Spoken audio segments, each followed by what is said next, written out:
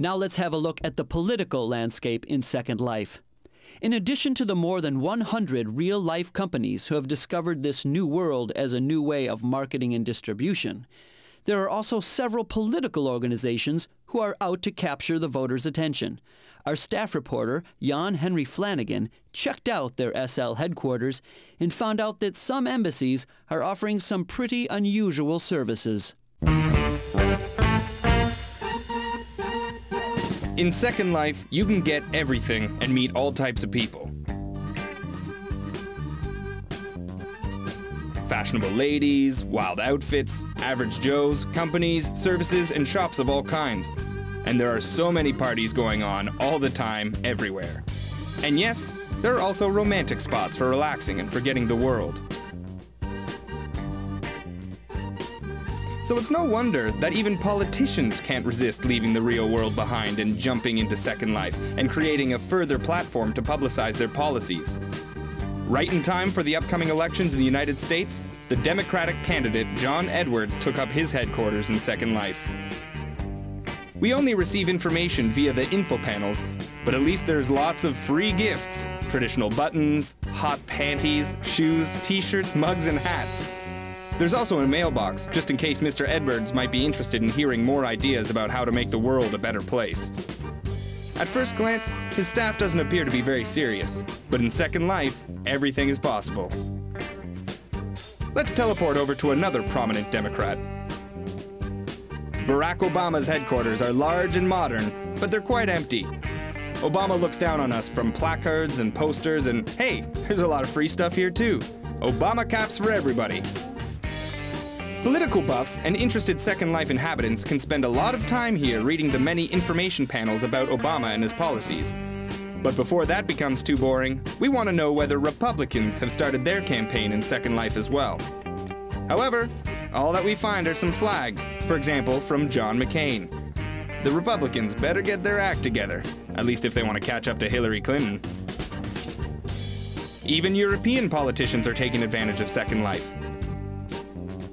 At least the French have made a great start, probably because they have elections coming up in August.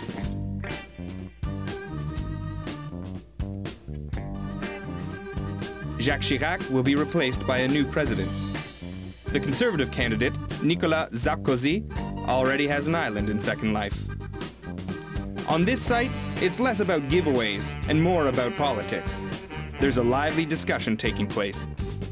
This is not only for French political discussions, but also for Second Life politics itself.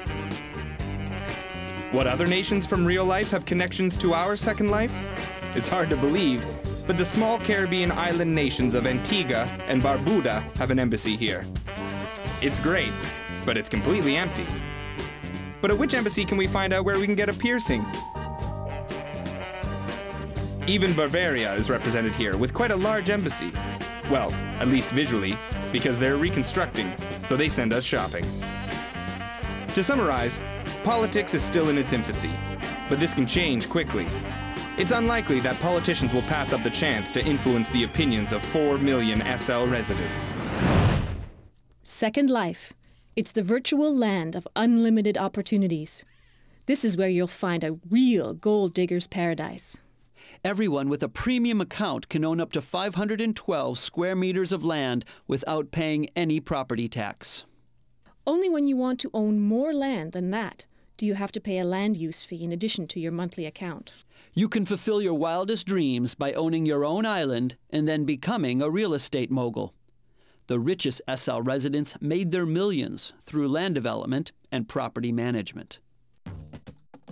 If you own land, you can build whatever you want. Your own city, a fast car, even an environmentally friendly streetcar. Second Life professionals are able to build shrubs and bushes in a matter of minutes, fountains and waterfalls in a matter of hours, and fabulous discos in a matter of days. Whatever you build, only if it's on your own land, is protected from the delete button. But how do you go about building something? It's not that easy. Press the Build button in the menu bar to find your tools. You don't have to be a professional carpenter to be able to transfer different objects, ranging from a rectangle to a pin, from the toolbox into Second Life with a simple double click. Double-click on the More button to open a new menu that allows you to change the position and size of the object. Right around the corner from the Life for You studios, I meet Estrelle Fauna.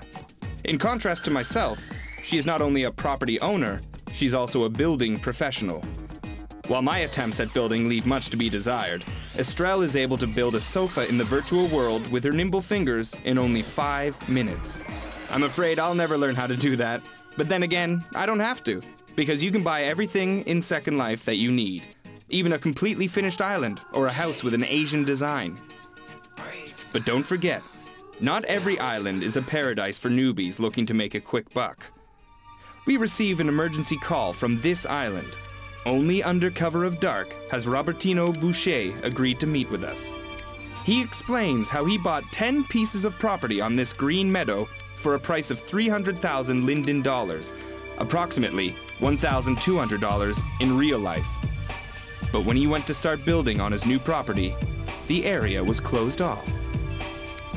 He hadn't read the small print, i.e., that the taxes for the property had to be paid within 24 hours after purchase. When Robertino tried to rectify the situation, he no longer could reach the seller. The fence around the island is still standing, and he hasn't seen his 300,000 Linden dollars since. The seller's name is Gina Fairplay, and she is well known in Second Life, but we were not able to reach her for comment. The only thing for sure is that Robertino's dream of owning his own island quickly turned into a nightmare. That was this week's edition of Life for You. We will be back next Friday with more news, entertainment, and advice. Till then, I'm Christoph Broom. And I'm Kira Singh. Here's wishing you all a great Second Life.